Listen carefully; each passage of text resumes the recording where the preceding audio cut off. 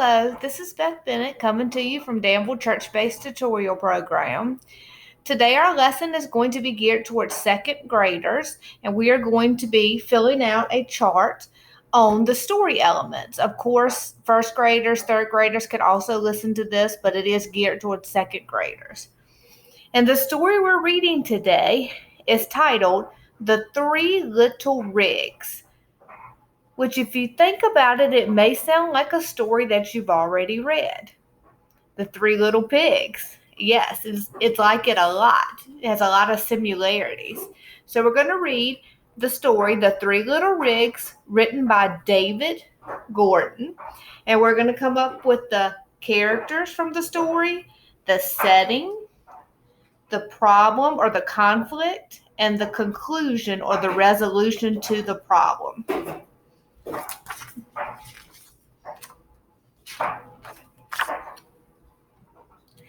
There once were three little rigs who lived with their mama rig.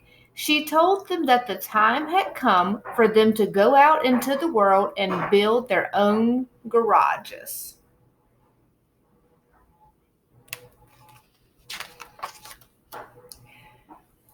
The first little rig went to the sawmill. He asked the loader for enough wood to build a sturdy garage.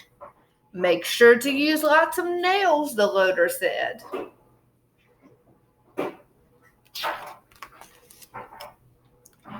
The first little rig used his crane to place the wooden planks. With the help of an air compressor and a nail gun, he made 4 walls, a roof, and a door. There's the nail gun.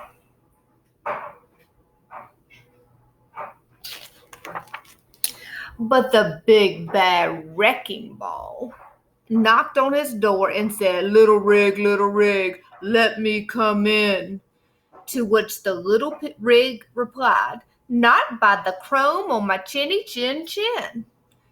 This made the wrecking ball mad, so he said, "Then I'll crash and I'll bash and I'll smash your house in." "You just try," said the little rig. So the wrecking ball crashed and he bashed and he smashed the garage to pieces. Does that sound familiar? The second little rig went to the stone cutting factory. He asked the conveyor for enough blocks to build a sturdy garage.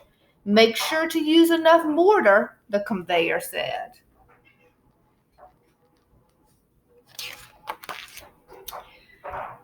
The second little rig used his crane to place the stone blocks. A cement mixer helped him mix the mortar. He made 4 walls, a roof, and a door. There's the cement mixer that helped him. But the big bad wrecking ball knocked on his door and said, little rig, let me come in." To which the little rig replied, "Not by the chrome on my chinny chin chin." This made the wrecking ball mad, so he said, "Then I'll crash and I'll bash and I'll smash your house in." "You just try," said the little rig. So the wrecking ball crashed and he bashed and he smashed the garage to pieces. The third little rig went to the steel mill. He asked the pulley for enough beams to build a sturdy garage. "Make good welds," the pulley said. The third little rig used his crane to place the steel beams. A welder helped him. But the big bad wrecking ball knocked on his door and said, little rig, let me come in." To which the little rig replied, "Not by the chrome on my chinny chin chin." This made the wrecking ball mad, so he said, "Then I'll crash and I'll bash and I'll smash your house in." "You just try," said the little rig. So the wrecking ball crashed and he bashed and he crashed and he bashed, but he couldn't smash the garage to pieces. "I'll be back," said the big bad wrecking ball.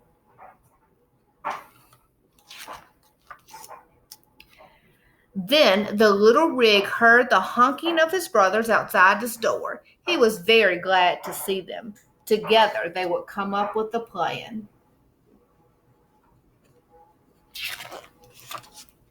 Later that night, the big bad wrecking ball returned with the mean magnet and the cruel cutter. Little rig, let us come in," they said, to which the three little rigs replied, "Not by the chrome on our chinny chin chins."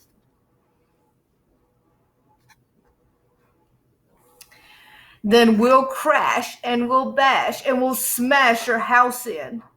"Wait," shouted the third little rig as his brother snuck out the back door. "Save us," they cried to the crane.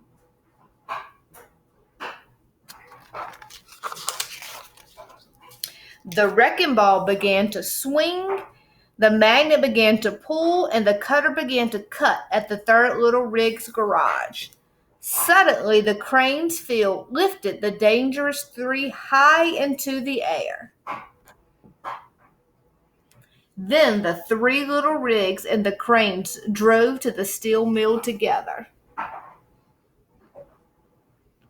See how the cranes lifted all three in the air?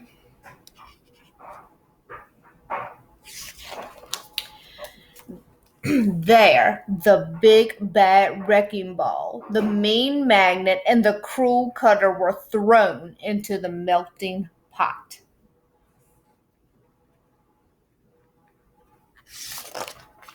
And the three little rigs lived happily ever after.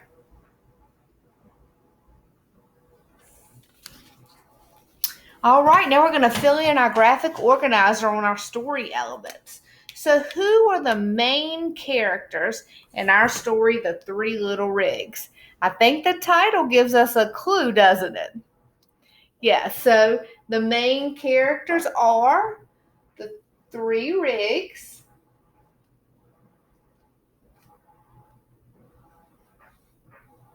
Is there another character that shows up a lot in our story? Yeah, I think the wrecking ball could be considered one of our main characters.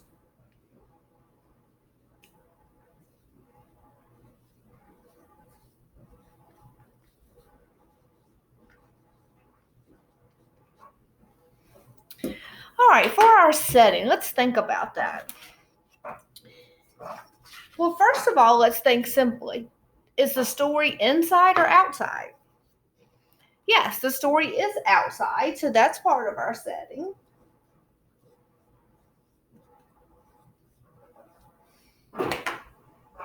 Now looking,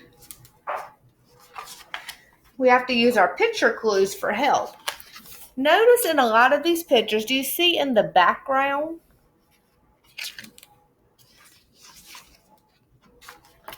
In the background of these pictures, you see buildings that look like factories.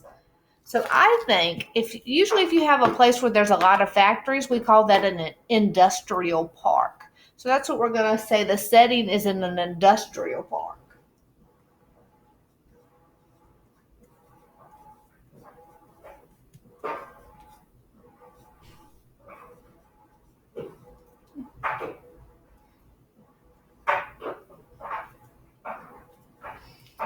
All right, what about our problem or our conflict in the story?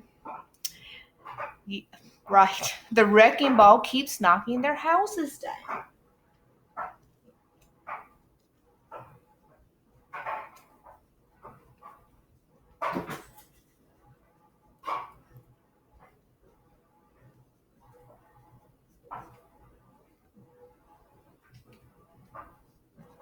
Not their houses. It wasn't their houses. What was it?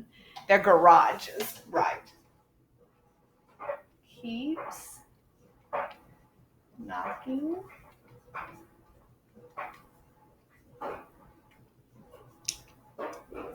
down their garages.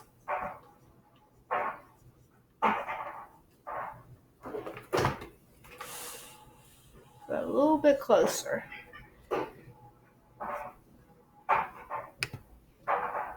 Okay, I went and got a black pen because my blue pen was wearing out. So, with our three little pigs, we have our problem or our conflict is the wrecking ball keeps knocking down their garages. Every time they build them, he knocks them down. How do they solve their problem? Right.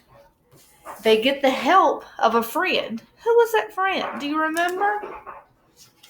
Let's go back in the story to see if we can find it.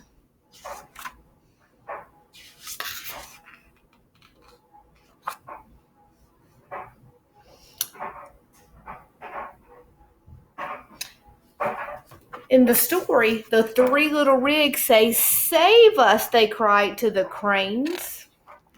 And then the cranes picked up all three of the bad guys to save the three little rigs. So they solved their problem because the cranes put I'm going to call them the villains. The cranes put the villains in the melting pot. And so now we have done all of our story elements for our book, The Three Little Rigs. And parents, remember that you can do this with any fictional story that's telling a story. It should always have a problem or a conflict and a conclusion or a resolution. So you can do this with any story with your kids. Another great thing that I did with this story, I picked this story because I thought this would be a perfect book for you to have an activity to do at home. So since most kids have already read The Three Little Pigs, and now we've read The Three Little Rigs, you could rewatch this and think about how are they alike and different and compare and contrast the two stories. For example, we have rigs versus in the other story, there are pigs. And you can even make a Venn diagram with your child. I'll just mark this out really quickly. And just on a sheet of paper, make two circles. And put in the middle how they're alike. So they could be alike because they have three main characters. And then put on the outside circles how they are different. And that's a great activity to do at home. Now we're moving to our math lesson today, which is also for second grade students, and we're going to be working on place value. So I had an old table that I turned over on its side and my expo marker, and I drew a chart that we're going to use, and we have place value places here. We have the hundreds place, the tens place, and the ones place. If you have some dice, that would be great to use for this game to do at home. Also, if you don't have dice laying around, you can always download a dice app. So what we're going to do is we're going to push the app 4. So we're going to put a 4 in the hundreds place.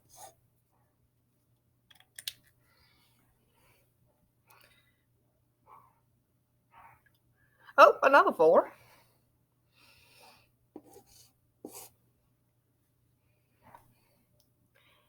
And another 4. Let's see if we get a different number. A 1.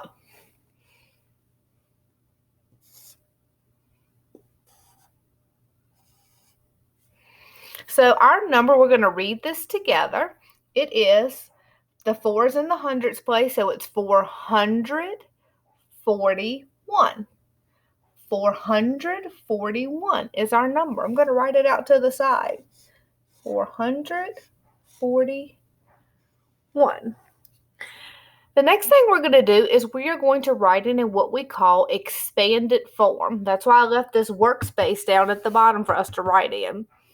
So expanded form means that you write it out with the actual value of the numbers. So if this 4 is in the hundreds place, this is not just 4, it is 400. So 400 plus 4 tens. So 4 tens, if you count by tens, and you have 4, 10, 20, 30, 40 is 4 tens. So 40 plus 1 is in the 1, so that is just a 1, equals our number, 441. Let's see if we are right. Does 400, we do it horizontally, and you add 40, and then you add 1. Let's see if it equals 441. 0 plus 0 is 0, plus 1 is 1. If you add 0 and 4 together, you get, the answer is 4. And 4, there's nothing to add, so you just bring that 4 down. And we did get our 441. The sum of 400 at 40 at 1 equals 441.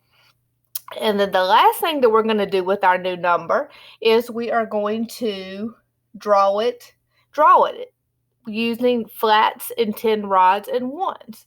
So if we are drawing a flat or a hundredths block, there's 1, but how many do we need? We need 4 because we have 4 hundredths. So 100, 200, 300, 400. And then 10 rods. Let's see, we have to get to 40. 10,